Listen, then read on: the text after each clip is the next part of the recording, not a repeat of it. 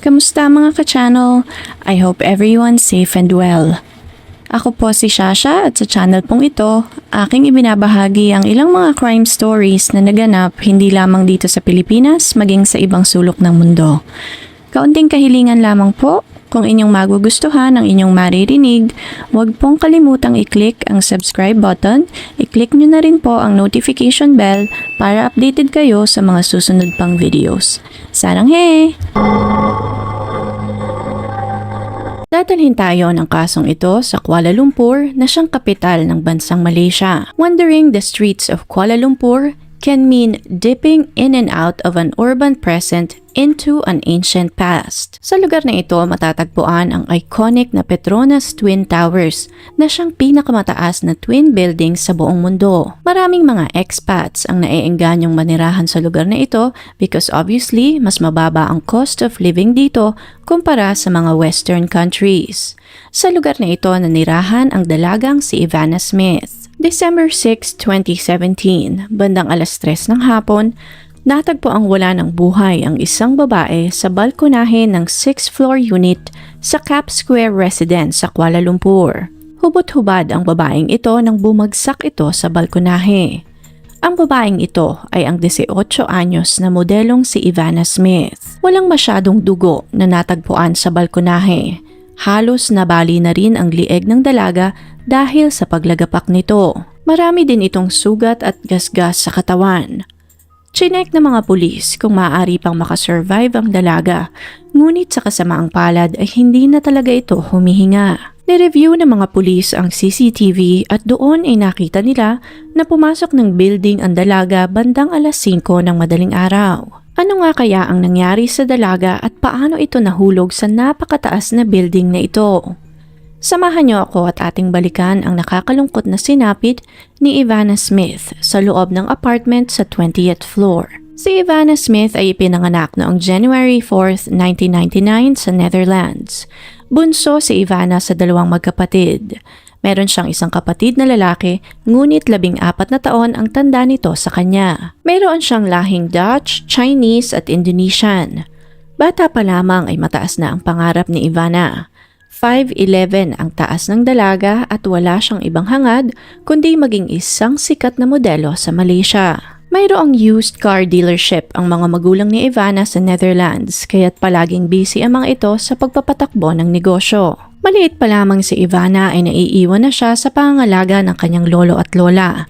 Ngunit taong 2002, kinailangan ng mga ito na bumalik ng Penang, Malaysia, kaya't naiwan si Ivana sa Netherlands. Nang tumuntong ng 13, sumunod na si Ivana sa kanyang grandparents sa Malaysia at doon na rin ito graduate ng high school sa edad na 16. Fluent si Ivana sa 4 na lengguwahe, Dutch, English, Mandarin at Malay. Marunong din itong tumugtog ng piano at gitara. Meron din itong black belt sa taekwondo.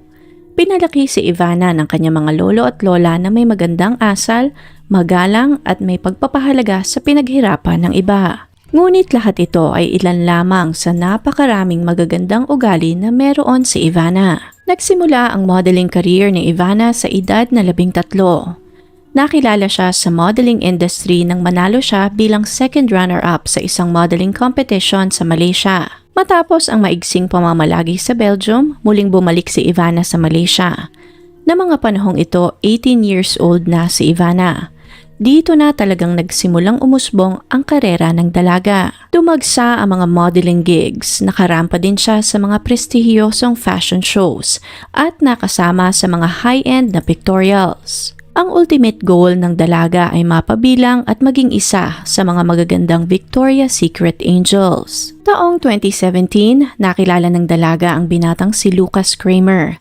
Mabilis na nagkamabutihan ng dalawa at nag-date kalaunan. Perfect match silang dalawa dahil parehas silang nasa iisang industriya so naiintindihan nila ang pangangailangan ng bawat isa. Nang mga panahong iyon, naghahanda rin si Ivana upang lumahok sa Top Model Belgium 2018 contest sa Paris. Nang parehas na taon, nakilala rin ni Ivana ang mag-asawang sina Alex at Luna Johnson sa pamamagitan ng isang kaibigan. Mabilis na nakapalagayan ng loob ng dalaga ang mag-asawa dahil mabait ang mga ito at parehong very outgoing. Nang mga panahong iyon, 31 years old pa lamang si Luna Johnson at nagtatrabaho ito sa education sector, habang ang asawa naman nitong si Alexander ay isang sikat na cryptocurrency entrepreneur. Nagmula sa US ang mag-asawa, ngunit ng mga panahong iyon ay halos 10 taon na silang naninirahan sa Kuala Lumpur. Dahil maraming pera, maganda ang reputasyon ni Alexander sa Malaysia. Nakatira sila sa Cap Square Residence na isang high-end condo sa lugar. Kasama nila doon ang isa nilang anak na babae na noon ay 4 na taong gulang pa lamang. Very outgoing and very liberated ang mag-asawang Alexander at Luna Johnson. Aminado sila na marami na silang mga bagay na nasubukan sa 10 taon nilang pagsasama. Kabilang na nga dito ang pakikipag-threesome.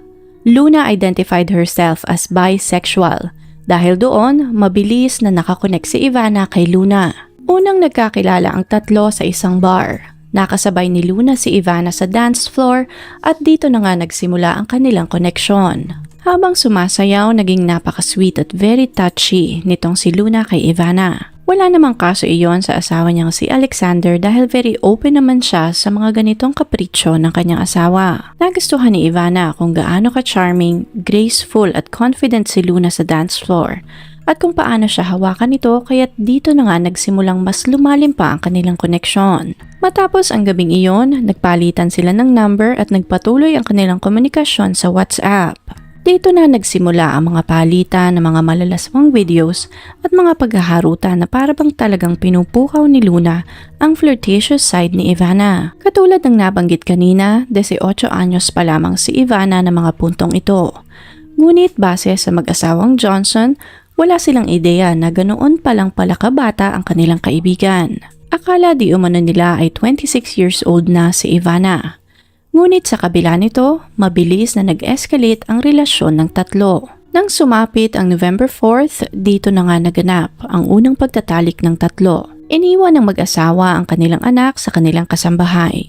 Nag-book sila ng isang kwarto sa Concord Hotel at inimbitahan din nila si Ivana. Matapos ang encounter na ito, nagpatuloy ang kanilang relasyon ng halos 10 linggo. Madalas silang lumalabas at magkakasama sa mga bars sa Kuala Lumpur. Lumalim ng lumalim ang relasyon ng tatlo at hindi na nga nakawala pa si Ivana.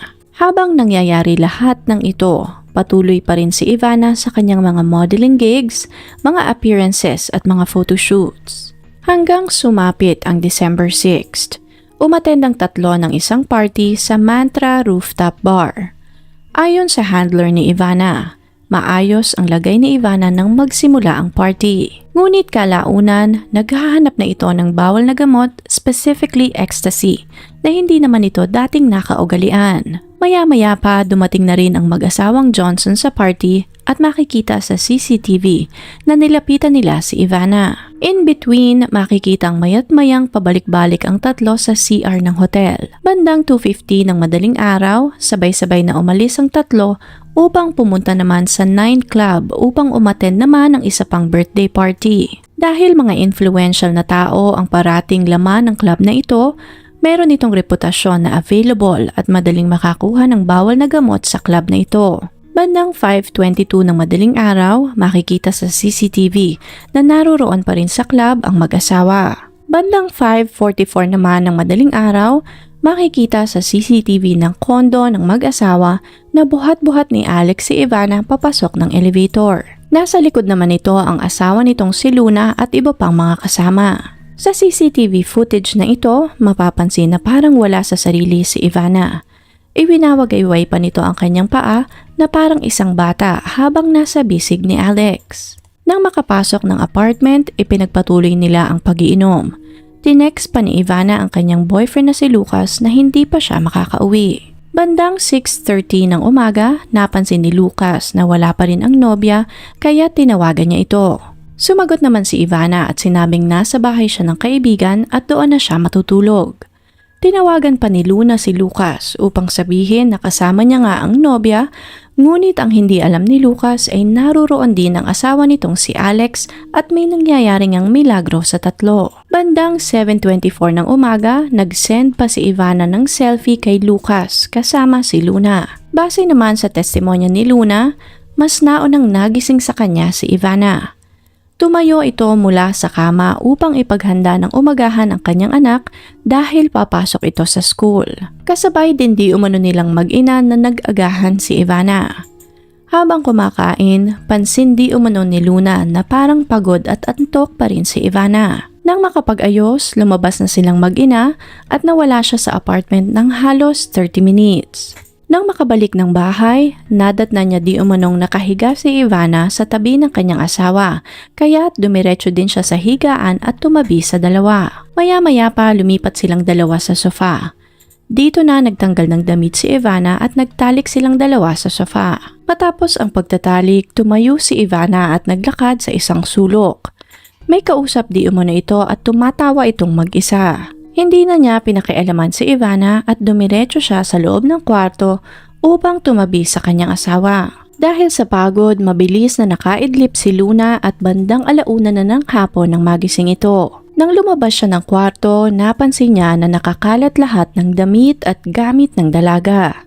Naroon pa rin ang bag ni Ivana, pati na rin ang kanyang telepono. Sa isip ni Luna, maaring kumuha na lamang ito ng damit na maiisuot at dumiretso sa gig na sinasabi nito ng nakaraang gabi. Dahil sa isiping iyon, muling bumalik sa pagtulog si Luna. Kung totoo nga ang pahayag ni Luna, maaaring between 10 a.m. hanggang 2:45 ng hapon nahulog si Ivana sa balkonahe ng 20th apartment. 42 meters ang taas ng balkonaheng ito.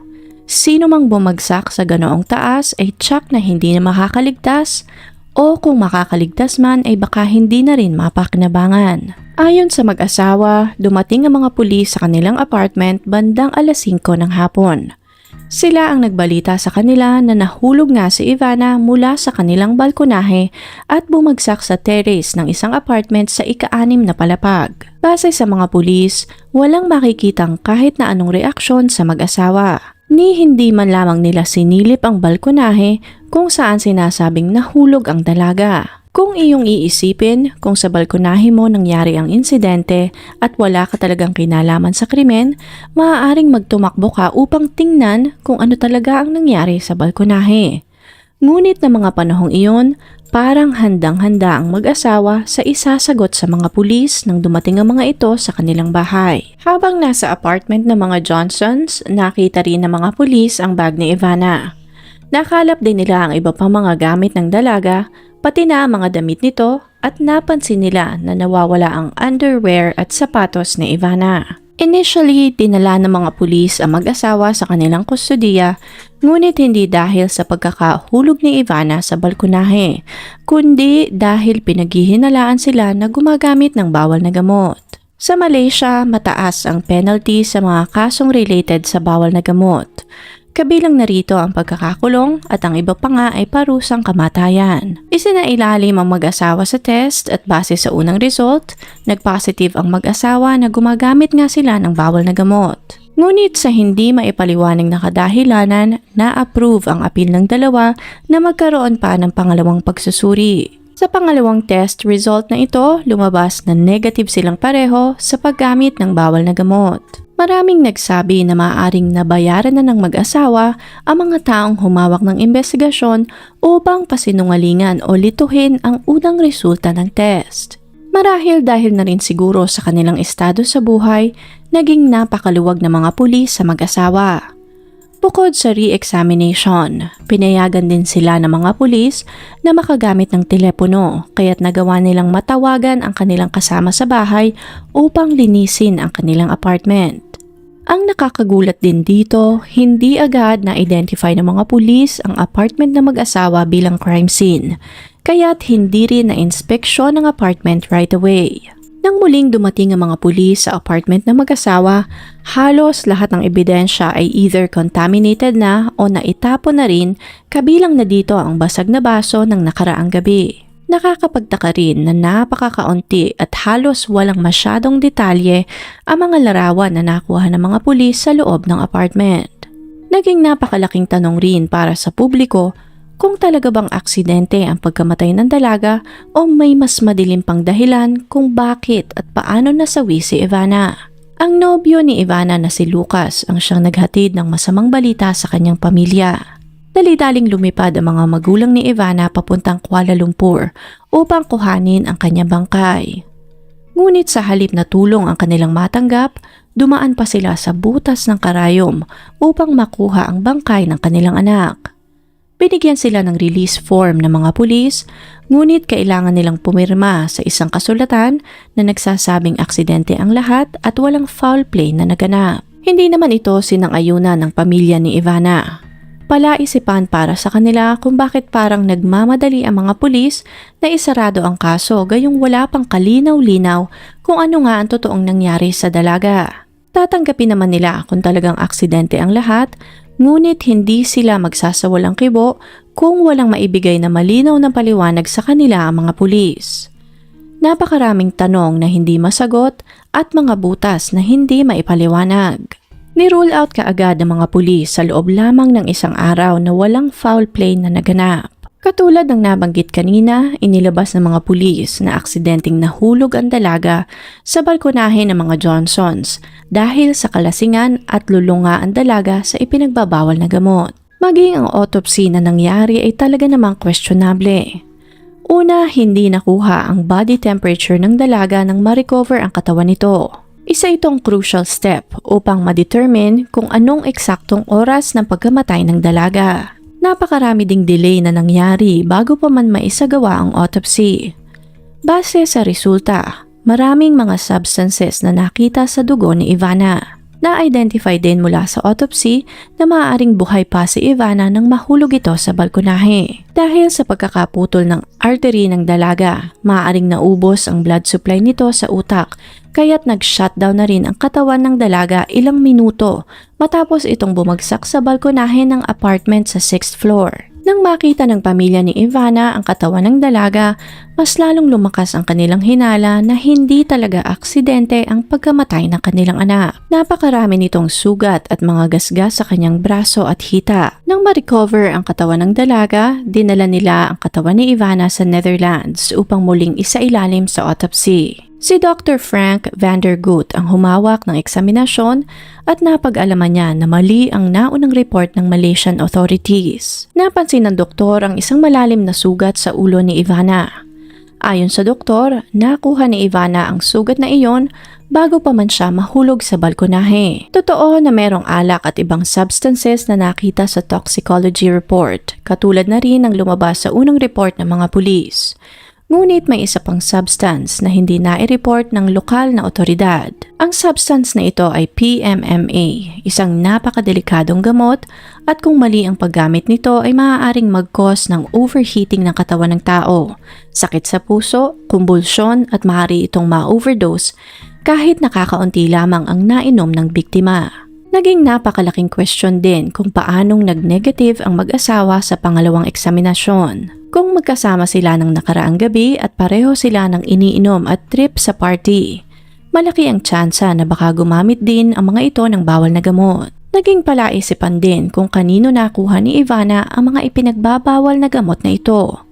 Ininom niya ba iyon o may nagpainom sa kanya? Sa club niya ba ininom ang gamot o sa bahay na mismo ng mga Johnsons? Base sa report, napakataas ng dosage ng PMMA na kinonsume ni Ivana na maaaring naging sanhi ng kanyang pagkamatay. Hinaluan pa ito ng iba pang mga substances, pati na rin nga alak, kaya't maaaring ito ang nagpawala sa katinoan ng dalaga. Naungkat din ang posisyon ng katawan ni Ivana nang bumagsak ito sa balkonahe. Nakatuwid ang katawan nito at nakakrus ang mga kamay sa dibdib na parang wala na talaga itong malay nang bumagsak ito sa balkonahe. Napag-alaman din ng doktor na nasa rigor mortis or 4th stage of death na ang katawan ni Ivana bago pa man ito malaglag sa balkonahe. Usually, nangyayari ito 1 oras matapos mawala ng hininga ang biktima, suggesting na maaaring patay na talaga si Ivana bago pa man ito mahulog sa balkonahe. Wala din halos dugo na nakita sa lugar kung saan ito bumagsak. 14 na palapag ang dinaanan ni Ivana bago ito lumagapak sa ika-6 na palapag. Paanong nangyari na halos wala man lamang dugo sa lugar kung saan ito natagpuan? Natagpuan din sa ilalim ng mga kuko at katawan ng dalaga ang DNA ni Alexander. Ngunit ayon sa mga pulis na naunang sumuri sa katawan ng dalaga, Nangyari iyon dahil nga nagtalik ang dalawa bago pa man mangyari ang insidente. Naging question din kung paanong nahulog si Ivana sa balkonahe dahil sa pwesto at layout ng nasabing lugar. Dalawa ang railings na nakabarikada sa balkonahe. May isa pang aircon na nakaharang sa may dingding. Para mahulog ang isang tao doon, kakailanganin niyang umakyat dito bago pa man siya mahulog, kaya't imposible na bigla na lamang nahulog doon si Ivana. Maaari kayang sa loob pa lamang ng apartment ay pumanaw na ang dalaga. Marahil ay nagpanik ang mag-asawa sa takot na masangkot sa insidente, kaya't nagdesisyon sila na itapon na lamang ang katawan ni Ivana sa balkonahe. Paano maipaliliwanag ang mga sugat at pasa ng dalaga sa kanyang katawan? Maaaring nakuha niya iyon mula sa pagkakabagsak, ngunit paano nga naman kung hindi? At doon pa lamang sa loob ng apartment ay binugbog at inabuso na pala siya ng mag-asawa. Maaari kayang nagkaroon ng pag-aaway sa loob ng apartment na naging sanhi ng pisikal na sakitan. Lahat ng tanong na ito ay walang sagot mula sa lokal na otoridad ng Malaysia. Dahil na rin sa pamimressure ng pamilya ni Ivana, walang nagawa ang otoridad kundi ipresenta ang kaso sa coroner's court. Hindi ito isang opisyal na criminal trial, ngunit isang hakbang upang magkaroon ng tsansa na ma-evaluate ang kaso. Dito ay mabibigyan ng pagkakataon ang judge na mag-decide kung aksidente nga ba ang pagkamatay ni Ivana o nararapat lamang na mag-file ang pamilya nito ng isang criminal case. Naitalaga ang unang hearing noong July 2018, 6 na buwan matapos ang pagkamatay ni Ivana. Nang araw ng trial, walang pagsipot ang mag-asawang Johnson. Nakaalis na pala sila ng bansa ilang araw lamang matapos sumabog ang kaso ng pagkamatay ng modelo sa Malaysia. Matapos ang 10 taong paninirahan sa Malaysia, nag-relocate ang mag-anak sa Estados Unidos upang makaiwas sa investigasyon at mga pangharas ng media. Sa kabila ng pakiusap ng mga magulang ni Ivana, sa kasamaang palad ay nanatiling tikom ang bibig nina Alexander at Luna. Ngunit sa pagpapatuloy ng investigasyon, isang officer ang kumanta sa korte. Umamin si Officer Faisal na inutusan siya ng kanyang superior na itrato ang kaso bilang accidental death sa halip na isang criminal case. Wala di umano siyang magawa dahil doon nakasalalay ang kanyang trabaho at kung hindi siya susunod sa ipinag-uutos ng kanyang boss ay maaaring mawalan siya at ang kanyang pamilya ng kabuhayan. Ngunit sa kabila ng pag-aming ito ng officer ay wala ring pinatunguhan ang kaso. Akala ng pamilya ni Ivana ay magkakaroon din ng investigasyon sa posibleng corruption case, ngunit sa kasamaang palad, isa lamang ang naging sagot ng judge na humawak ng kaso. Aksidente ang nangyaring pagkamatay ng dalaga at walang criminal case na kailangan pang buksan. Lumong-lumo ang pamilya ni Ivana dahil napakalinaw na maraming mali sa nangyaring investigasyon. Dahil walang nakuhang suporta mula sa Malaysia, lumapit ang pamilya ni Ivana sa British former police investigator and television personality na si Mark William Thomas. Tumulong din sa kanila ang sikat na abogado na si David Wells. Bumiyahe ang dalawa papuntang Malaysia upang hanapin ang katotohanan sa pagkamatay ni Ivana. Ginastosan nila ang trip na ito ng halos 8,000 pounds upang mag-compile ng unofficial report. Isinaad ng sikat na investigador na malinaw na hindi aksidente ang lahat at kung sa Britanya nangyari ang insidenteng iyon, it will be treated as homicide. Nang tumuntong ang 2019, nagkaroon ng breakthrough ang kaso. Pumayag ang Supreme Court ng Malaysia na reviewin ang kaso na ifinail ng pamilya ni Ivana. Inacknowledge ng Supreme Court ang foul play na naganap sa kasong ito, particularly noting na karamihan sa mga sugat ni Ivana ay nangyari bago pa man ito mamatay. Dito na napangalanan sina Alexander at Luna Johnson bilang prime suspect sa krimen. Matapos ang napakatagal na paghihintay, nabuhayan ng loob ang pamilya ni Ivana. Nang isarado ang kaso, halos gumuho ang kanilang mundo dahil hindi man lamang nagkaroon ng maayos na investigasyon ang pagkamatay ng kanilang anak. Napakaraming tanong na hindi nasagot at walang ibang gustong gawin ang mga nasa pwesto, kundi isarado ang kaso. Napakaliwanag na may pinagtatakpan ang mga taong humawak sa kaso, ngunit naging bulag at pipi ang lahat at walang sino man ang gustong tumulong sa kanila. Nakarating ang desisyong ito ng Supreme Court sa publiko at marami ang kumondina sa napakapalpak na paghandle ng mga pulis sa kaso ni Ivana. Hindi rin nila nagustuhan na parang mas pinapanigan nga ng nasa pwesto ang mga Johnson just because expat ang mga ito at maraming ang pera. Para sa kanila, pinapayagan ng mga nasa posisyon na babuyin ng mag-asawang ito ang kanilang justice system, na para bang binibili ng mag-asawang ito ang hustisya ng kanilang bansa. Sa kasalukuyan, naninirahan ang mag-asawang Johnson sa Miami, United States. Sa kabila ng lahat, hindi pa rin na-extradite ang mag-asawa pabalik ng Malaysia. Malaya pa rin ang mga ito at namumuhay na parang walang nangyari. Sinubukan ng ilang mga reporters na kunin ang panig ng mag-asawa, ngunit tikom pa rin ang bibig ng mga Johnson. Nakuha ng kasong ito ang atensyon ng buong Malaysia at buong mundo. Karamihan sa mga tao ay pumanig sa pamilya ni Ivana. Na-appreciate naman ito ng pamilya ng dalaga, ngunit para sa kanila, matatapos lamang ang lahat kung magkakaroon ng kooperasyon mula sa mag-asawang Johnson. Taong 2024, nag-issue ang Malaysian authorities ng Interpol Blue Notice na hanapin ang mag-asawang Johnson. Noong mga panahong ito, 51 years old na si Alexander at 37 years old naman si Lunara Almakizi. Kaparehas ito ng notice na nailabas ng Malaysian authorities noong 2020.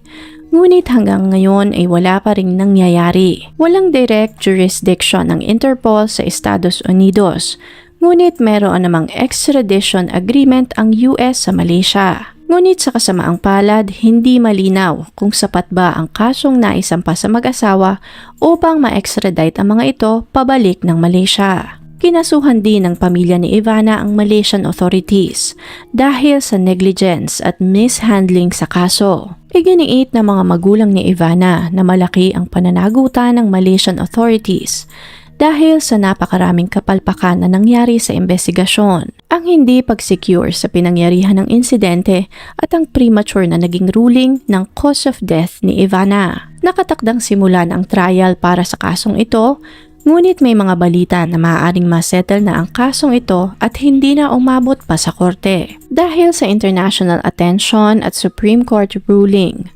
umasa ang pamilya ni Ivana na magkakaroon ng linaw ang lahat. Maaaring malaki din ang pagkakamali ni Ivana, ngunit kung ano pa man iyon, siya ang naging pinakatalo dahil katawan niya ang natagpo ang wala ng buhay sa balkonahe ng 6th floor. Kung ano man ang naganap sa loob ng apartment ng mag-asawa, nagresulta ito sa pagkamatay ng 18 anyos na dalaga na sana'y magkakaroon pa ng napakagandang kinabukasan.